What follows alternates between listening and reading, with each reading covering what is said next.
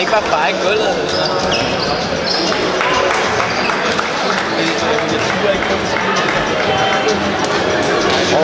Mads Bunde starter ind. Kan du være Mads Bunde?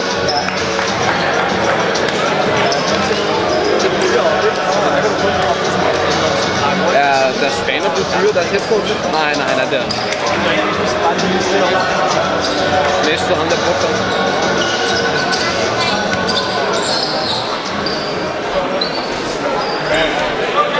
Jeg ser bare Bunde starter. Jeg ved det ikke. Det bliver sjovt. Så når man ser bænken.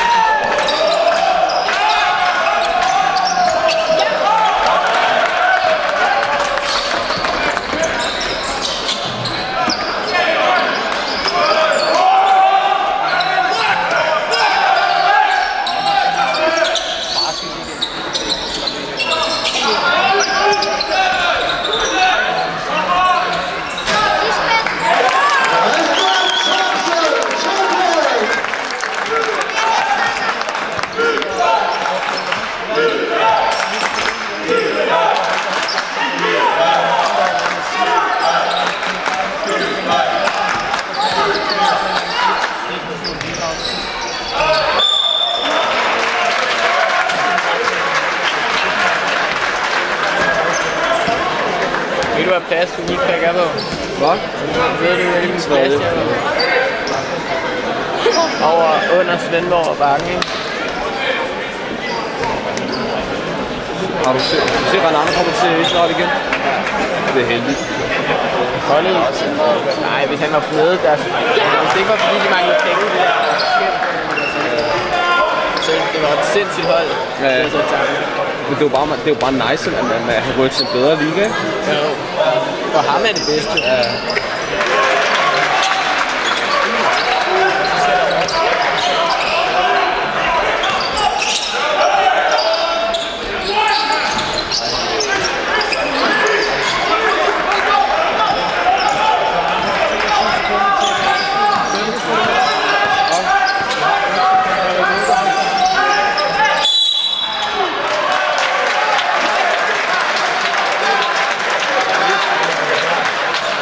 Du tager anden periode. Okay. Du tager anden periode. Anden og fjerde. Knøst lige hårdt.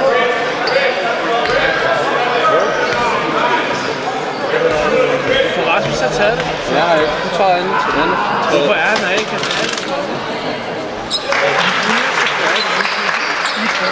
Du tager anden og fjerde. Hvor langt det var det? Ne, ima slatko, brate.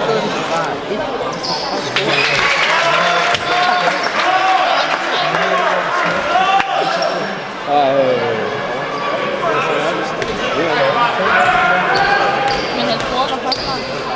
Ja, jeg tror også, han overtrådte. Sæt dig ned og slap af. Jeg er en stor det. Nej, jeg holdt dem til selskab. Jeg er stor det. Men efter kampen, så tager vi lige hurtigt og så meget til, at kan hente. Nej. Jo. Kig, jeg har tredje periode, så gør det lige efter anden. Prøv hjem.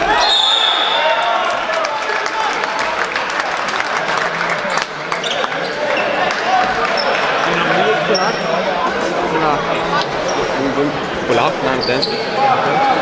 Er de ikke på en eller anden udlænding? De sidder på bæk. Til en musik, der har hvor bagflækket den her.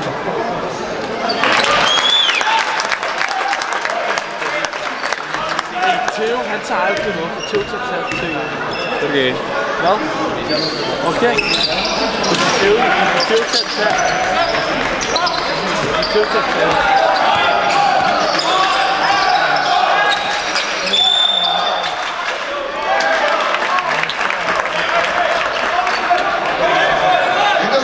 Mads Jeg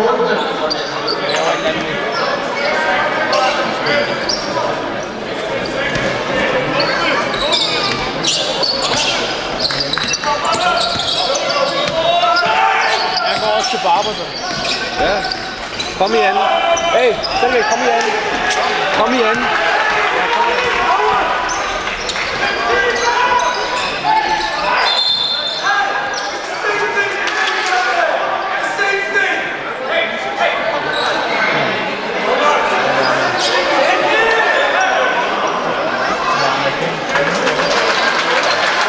Hvad skete der? Det er i hvert fald en ting. Hvem?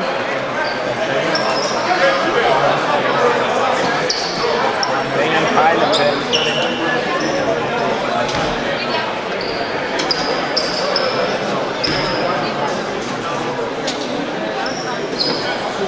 Hvad spiller jeg så 17 år? Nå? Hvad spiller jeg så 17 år? Vi spiller... Vi skulle være lidt 98. De manglede deres allerhøjeste, Nikolaj.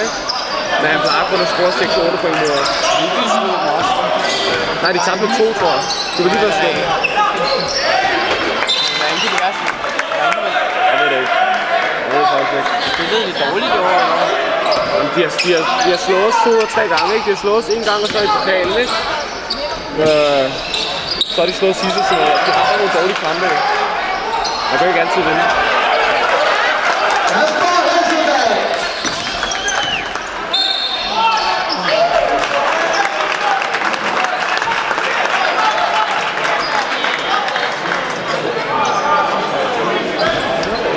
Hvad med Christian bare gerne der nogensinde? Har I ham overhovedet? Jeg har været der 2 gange, 3 gange. Så I har ham ikke, altså er han på holdet? Han kommer til nogle få kampe, men han skal være med til stævnerne. De der Lund og stævner. Jeg forstår det ikke. Men Er han god? han er fin. Han forstår ikke spillet. Han er bare sådan en, der står under kurven, så gør ikke en skid. Han kan rebound lidt, fordi han er så høj og scorer lidt, så det er fint nok.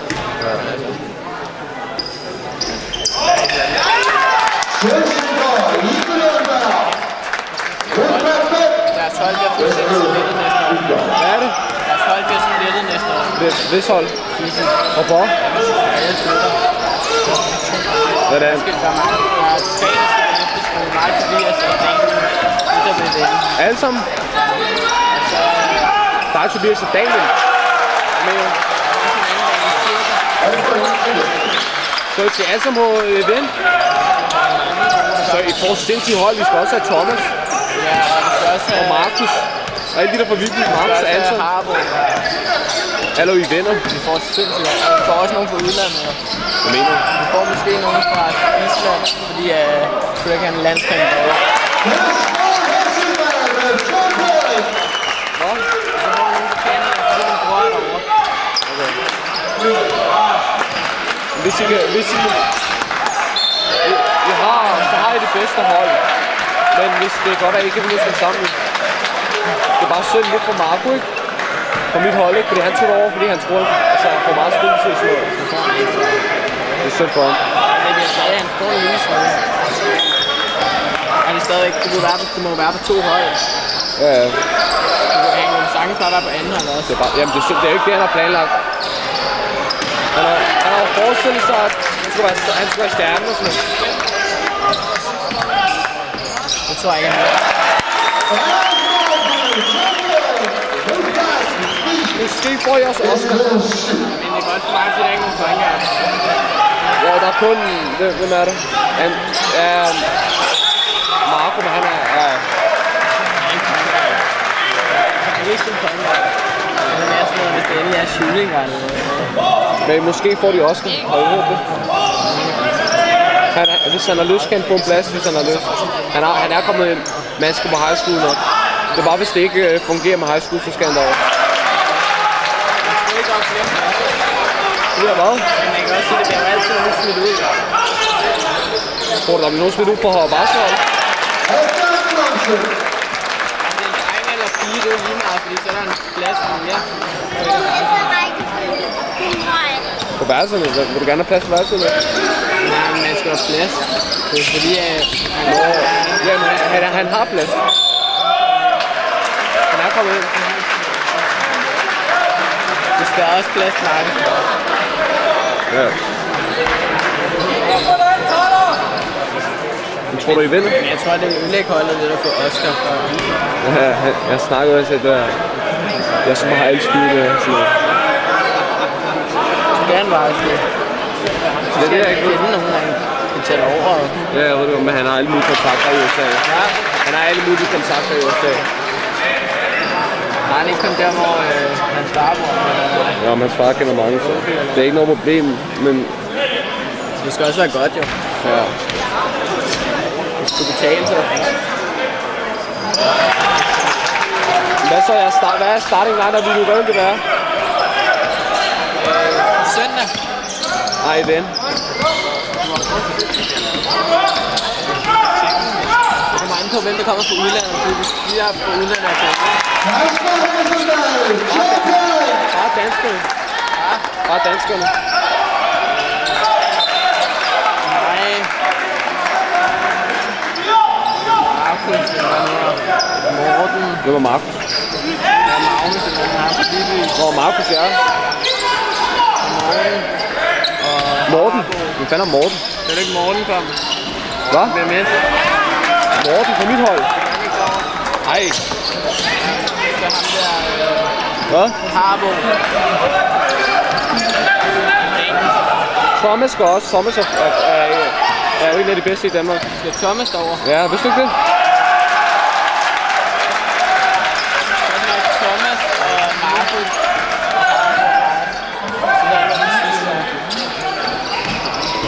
Okay, vi kan stadig godt vinde, vi spiller godt nu. Starting line-up er fint.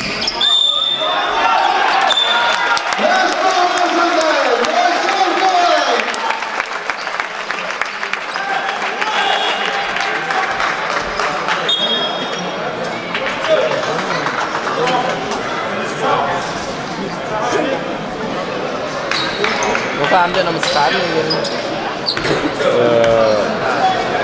Det ved jeg ikke.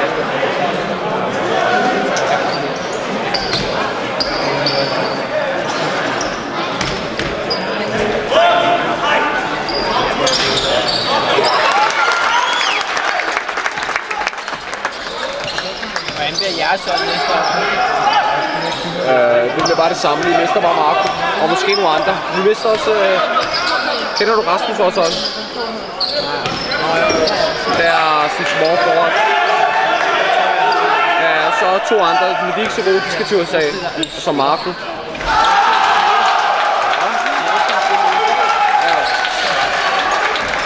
Det skal bare over på rejseskole, ikke?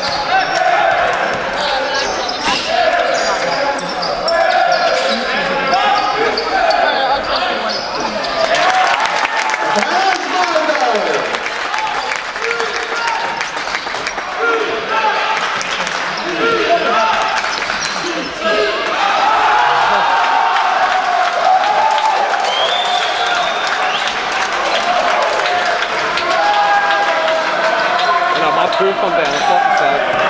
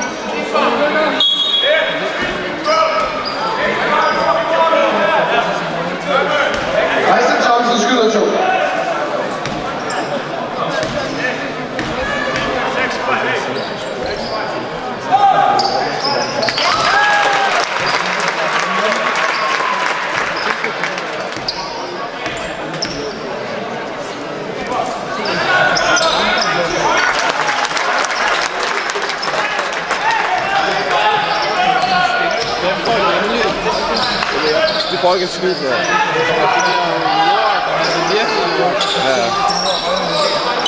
Men jeg vil personligt hellere på hjemmely, fordi de har bedre faciliteter, ikke? Men med det der hold, altså hvis det der hold kunne, altså hvis det var på hjemmely, det kunne være nice. Det var også meningen, Tobias til vores hold på hjemmely. Men der er ingen, der skal derover. Ja.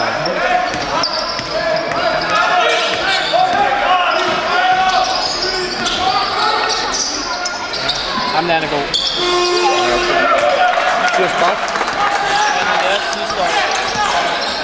Hvad gjorde han? Han er deres sidste år. Mathias Bak? Ja, det er nogle 4.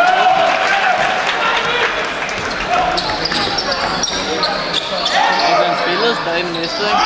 Nå ja, okay.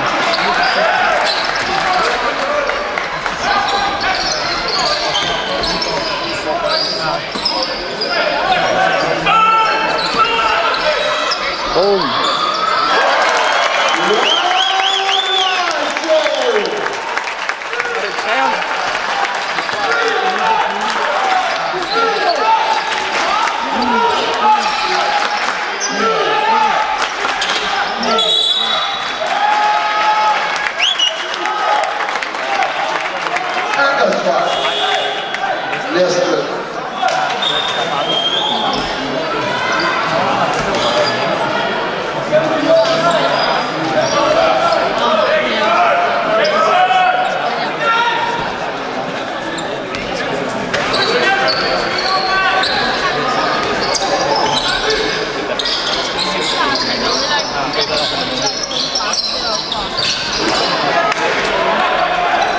Hjemme eller ude bag en søndag?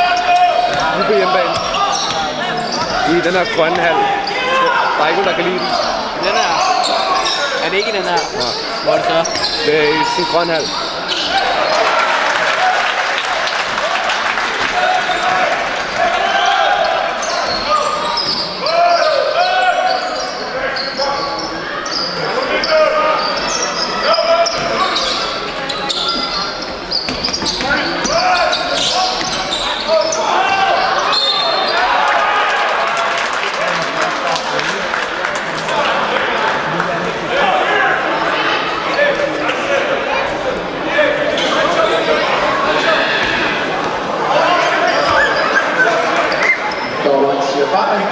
Og det er så lang tid først. Er det ikke så lang tid? Der er også lige sådan en fejl.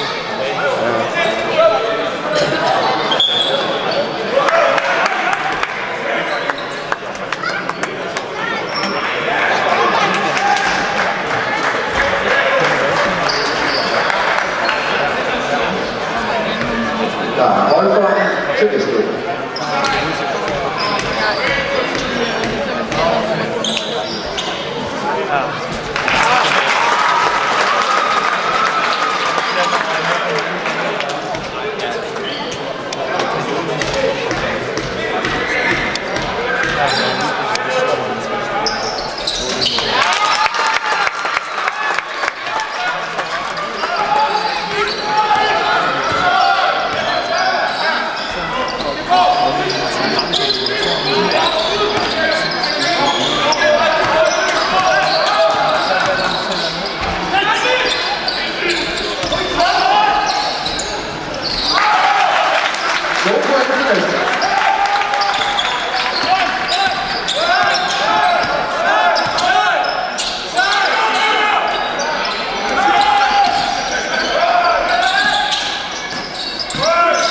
Oh.